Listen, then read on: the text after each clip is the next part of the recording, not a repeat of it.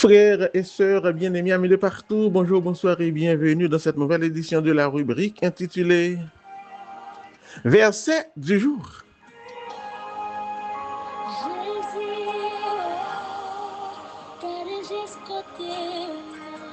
Vivre selon sa véritable identité, c'est thème méditation aujourd'hui.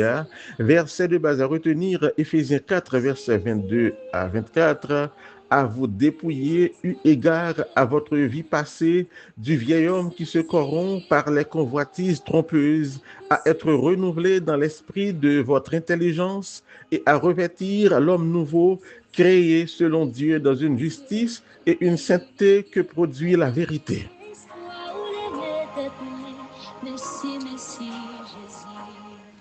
Mon frère, ma soeur, la vie chrétienne ne consiste pas seulement à recevoir une nouvelle identité, mais à apprendre à vivre selon cette identité.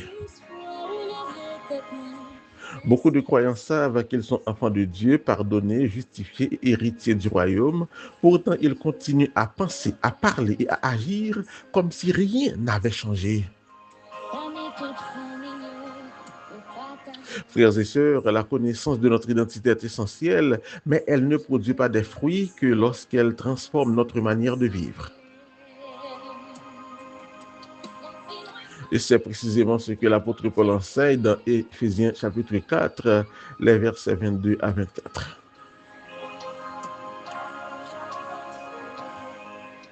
Il raconte l'histoire d'un petit garçon qui demandait papa, papa, moi appelé dans le livre ça, une phrase qui dit connaître son identité est une chose, mais vivre selon cette identité est une autre.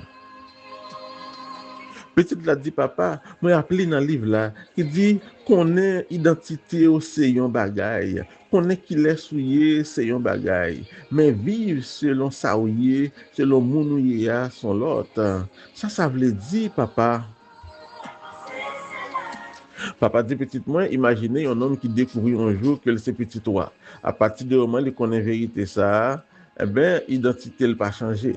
Parce que l'identité existait déjà. Maintenant, demain, il continue à douter, il continue à peur, il continue à vivre tant qu'il était avant. Pour qui ça? Parce que l'esprit n'est pas accordé avec vérité qu'il découvrit.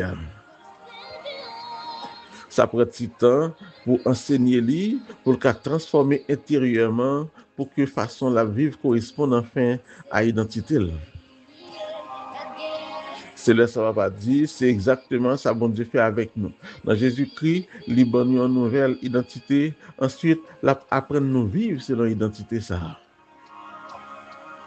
Responsabilité de matin, c'est pas seulement bon une information, c'est pas seulement fort qu'on est que son nouvelle créature dans bon Dieu, c'est pas seulement fort qu'on est on c'est petit bon Dieu, mais c'est apprendre nous et de découvrir et de comprendre pour vivre selon l'identité ça. Parce que connaît qu'il est souillé c'est une, mais vivre selon ça c'est un l'autre et c'est ça qui est plus important. Et Paul, nous trois vérités pour nous capables de rentrer dans ce secret ça. Un, se dépouiller du vieil homme. Il a utilisé le verbe apotithémie, qui signifie déposer quelque chose, enlever, ôter, se débarrasser d'eux, mettre de côté, retirer un vêtement. C'est l'image d'un monde qui retire un vieux vêtement sale pour le mettre un qui est tout neuf sur la vie. Est-ce que vous pouvez parler avant matin? Est-ce que vous voulez l'ouvrir cœur pour me parler à vous matin?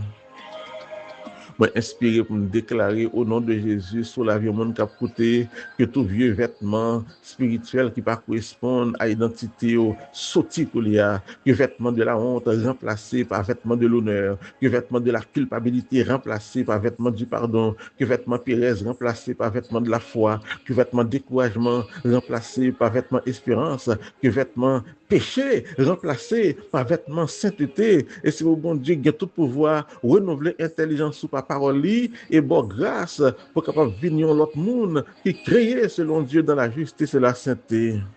Merci Jésus. Paul, nous l'autre vérité, il dit c'est pour nous renouveler dans l'esprit intelligence nous.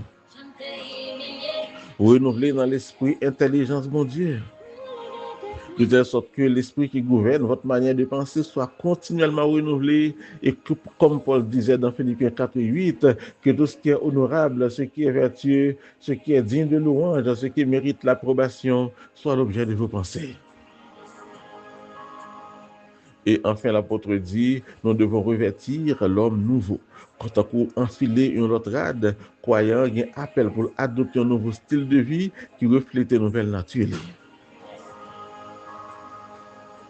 À partir de aujourd'hui, c'est vos paroles ou décisions, caractères, actions, refléter l'identité que bon Dieu a dans Christ là. Ou pas vivre encore selon le passé, ou pas vivre encore selon les circonstances, mais on va vivre selon une nouvelle nature qu'on a dans Christ là. Ou pas dirigé par la vue, mais on va dirigé par la foi. Ou pas dirigé par le malheur, mais on va dirigé par le bonheur. Il n'y a donc maintenant aucune condamnation pour ceux qui sont en Jésus-Christ. Nous ne pas marcher selon ça le monde dit, selon ça les hommes disent, selon ça circonstances dit, mais nous marcher selon promesse, mon Dieu, sur la vie. Qu'il en soit ainsi. Au nom puissant de Jésus.